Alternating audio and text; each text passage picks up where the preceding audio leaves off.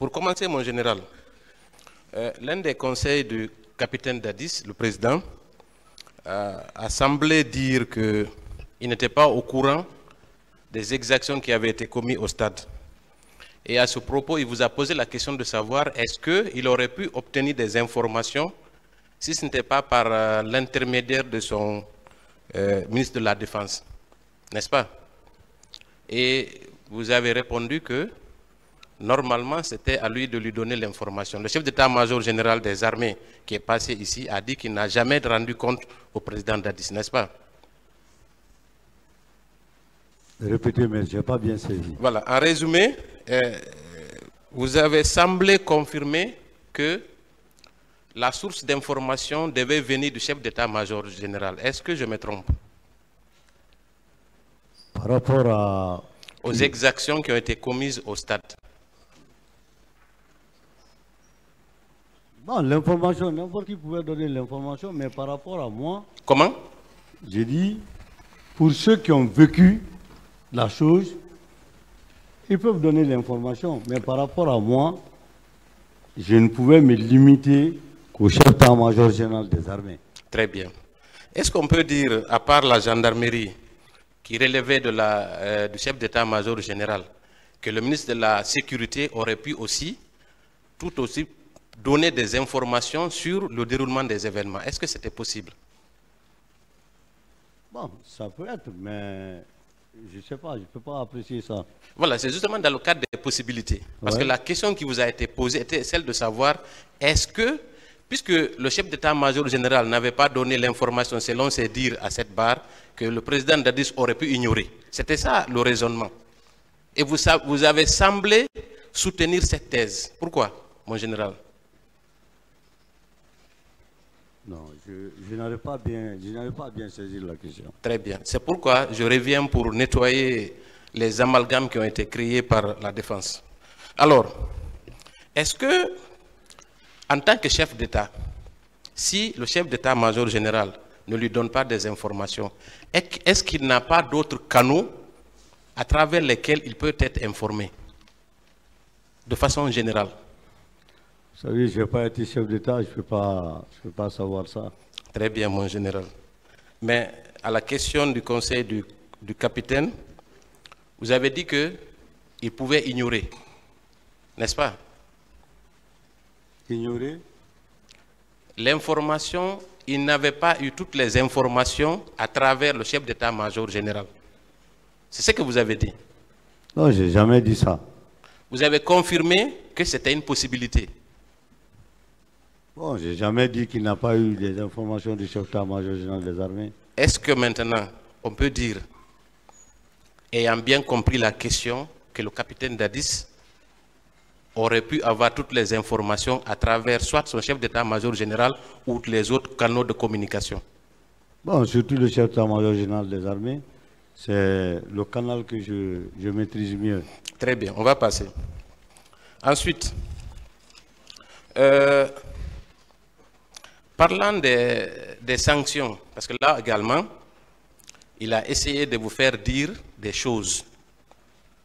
Parce que au lendemain des événements, on a reproché au capitaine Dadis de n'avoir pas pris de sanctions.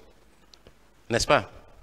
Et répondant aux questions de la défense, vous avez également dit qu'au niveau de la gendarmerie, il n'aurait pas pu sanctionner administrativement un quelconque agent, sans passer par la hiérarchie, n'est-ce pas? Non, maître, j'ai voulu faire comprendre que la sanction disciplinaire ne pourra jamais venir pour un gendarme d'un chef d'État.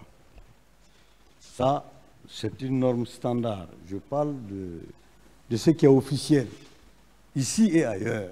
Très bien. Mais voilà. Est-ce que le chef hiérarchique aurait pu être sanctionné? Le chef hiérarchique? Oui. Par qui? Notamment vous, par exemple. Si le président... Parce que la question se pose. Elle est essentielle dans cette affaire. D'autant plus que si des crimes ont été commis, des responsabilités n'ont pas été situées, il était de la responsabilité du président Dadis, au moins d'infliger des sanctions administratives pour les hauts responsables militaires de l'époque. N'est-ce pas? Et vous, Moi, j'ai semblé comprendre... Vous parlez de crimes, maître. Oui. Les crimes sont du domaine exclusif de la justice. Tout à fait. On ne peut pas, s'il est avéré que moi, j'ai commis un crime, on ne peut pas me sanctionner disciplinairement pour avoir donné la solution au crime qui a été commis. Lorsqu'un crime est commis, ceux qui sont reconnus comme responsables peuvent être punis, mais uniquement que par la justice, à ce que je sache. Est-ce que maintenant, Oui. à l'époque des faits, Oui. est-ce que le capitaine Dadis n'aurait pas pu, parce que la question maintenant c'est les possibilités, Oui. il n'aurait pas pu, ne serait-ce que limoger un ministre pour avoir failli à son obligation de protéger la population? N'est-ce pas une possibilité? Je ne peux pas répondre à cette question à la place du président. Très bien, très bien. Vous ne pouvez pas non plus dire qu'il n'avait pas le droit, oui ou non? Non, je parle de normes. Je ne parle pas du président Dadis. Moi, je parle de normes. C'est comme aujourd'hui. Et c'est comme normalement demain. C'est comme en France, c'est comme aux États-Unis. Un chef d'État ne peut pas sanctionner un caporal à partir, n'est-ce pas, d'une faute commise. Parce que Maître m'a dit qu'il ne parle pas, n'est-ce pas, des infractions, qu'il parle des fautes. Donc quand chez nous, on ne parle pas d'infractions, n'est-ce pas, militaires, on parle de fautes commises dans l'exercice des fonctions. Et si c'est des fautes commises dans l'exercice des fonctions, ce sont les hiérarchies correspondantes qui règlent le problème. Ça n'arrive pas chez un chef d'État, à moins que la faute est proportionnelle à la radiation. Lorsque c'est un officier, en ce moment, ça va de chef en chef, ça tombe chez le ministre de la Défense nationale qui analyse la chose. S'il valide ce que toute la chaîne a ordonné, ça passe sur le chef de l'État et il radie l'intéressé. Donc c'est possible, dans une certaine mesure, oui ou non? Dans les conditions que vous avez à décrire, est-ce qu'il y avait une possibilité que des personnes soient radiées du fait qu'elles ont commis des fautes disciplinaires au moment des faits? Non, maître, ici, on m'a envoyé pour témoigner des faits du 28 septembre, faits qui sont relatifs aux crimes commis au stade, mais pas pour des problèmes disciplinaires. Mon général, Oui. voyez-vous, moi, je n'avais pas cette question sur ma fiche. C'est les réponses que vous avez apportées, que vous avez données aux questions posées par la défense qui m'ont amené à poser ces questions parce qu'on veut éclaircir cette situation. Est-ce que vous comprenez? Oui. Très bien. En résumé, puisqu'il dit n'avoir pas parlé du capitaine Dadis, est-ce que vous vous souvenez des hauts gradés qui avaient été radiés avant même qu'il y ait eu ces événements? Quand vous dites qu'on ne pouvait pas radier. Des généraux. Je n'ai pas dit qu'on ne peut pas radier. C'est ce qui a semblé filtrer de votre communication ici. Non, maître. Très bien. Donc, vous n'avez pas dit qu'il ne pouvait pas radier. Non. Moi-même, j'ai expliqué. Ce que je vous ai dit là, je l'ai dit. Ok, mon général, on va poursuivre. De toutes les façons, ces raisonnements-là, selon vous, ne concernaient pas le capitaine Dadis, c'est de façon générale. Non, c'est une question ouverte qu'il m'a posée. Très bien. Ce n'est pas une question pointue. Très bien. Parce qu'on a semblé se réjouir de l'autre côté. Merci, mon général. Alors, on va venir aux événements proprement dits. Oui, maître. Très bien. Vous avez parlé de Kaléa. Oui, maître. Et ils ont profité de cette situation pour vous parler de Bienvenue Lama, n'est-ce pas? Oui, maître. Qui n'est pas présent dans cette affaire, mais dont on veut influencer à travers vos réponses certainement la procédure qui est pendant devant la Cour suprême, mais ça ne marchera pas. Alors, à quelle date le centre de Kaléa a été retiré à la gendarmerie? Est-ce que vous vous souvenez?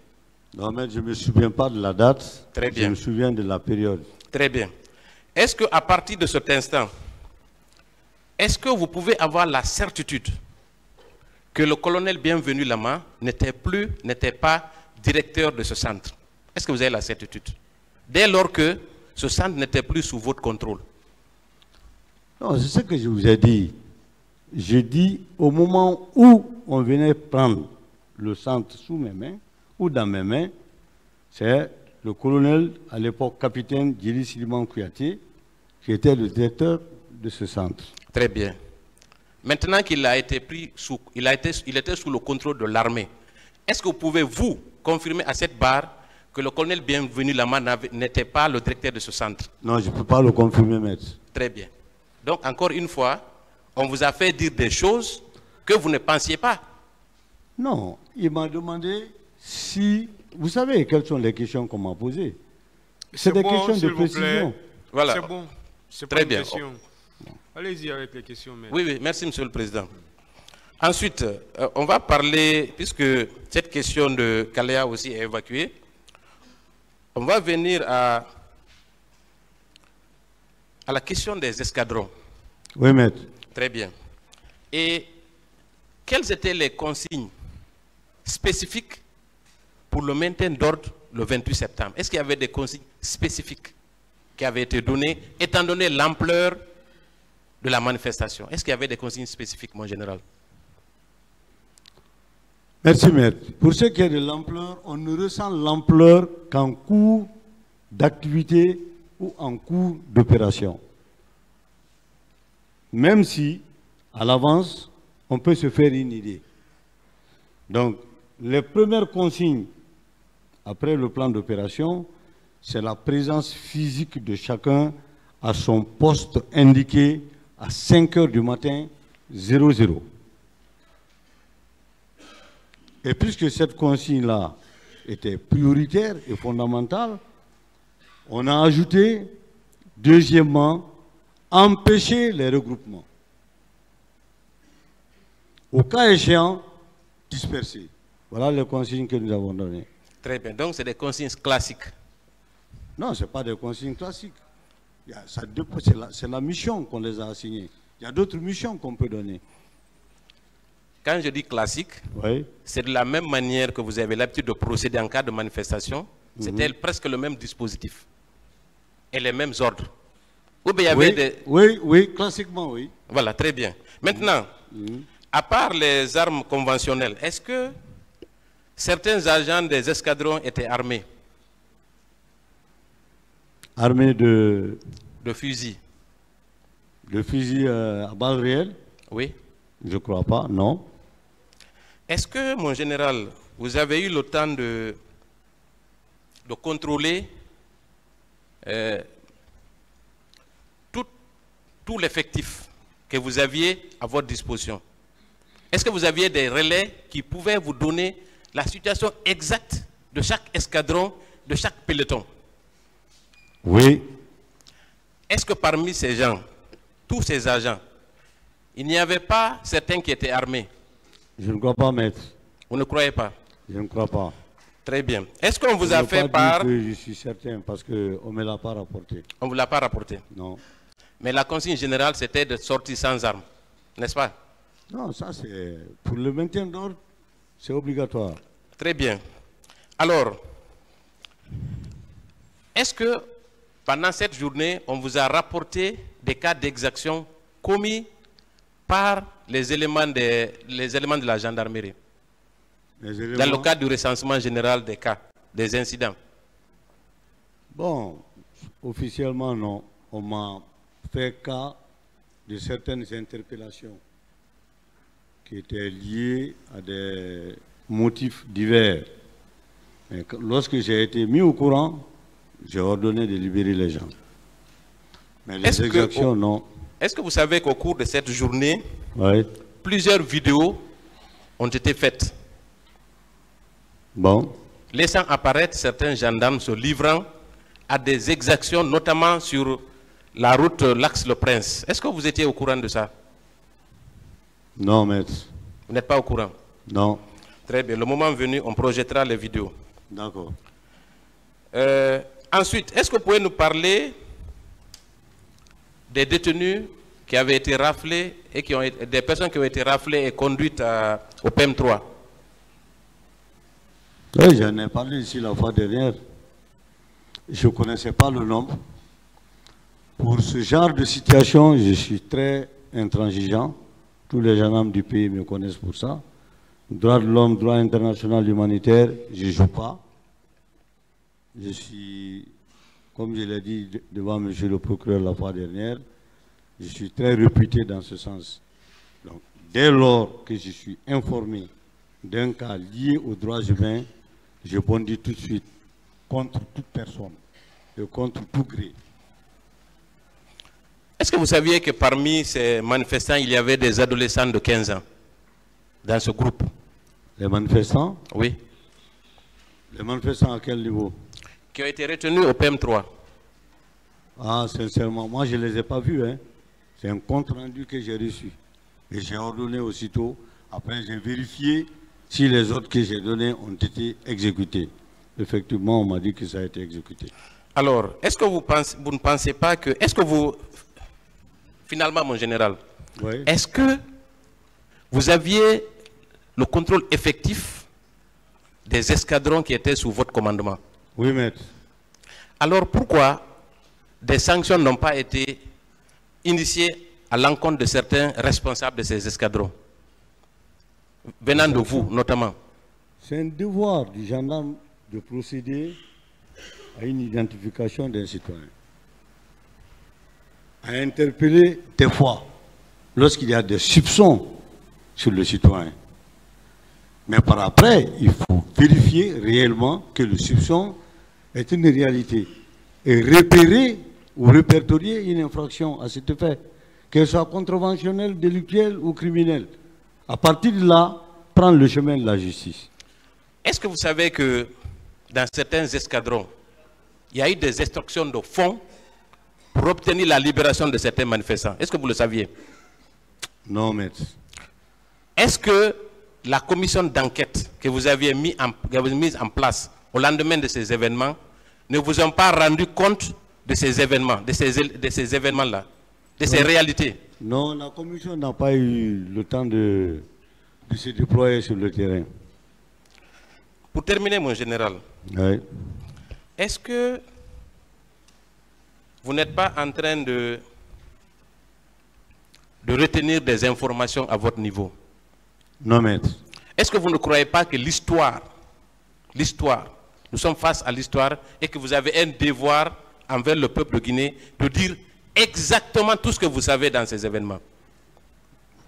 Maître, au jour d'aujourd'hui où je suis arrêté, je n'ai aucun intérêt de cacher quoi que ce soit par rapport à l'histoire de mon pays.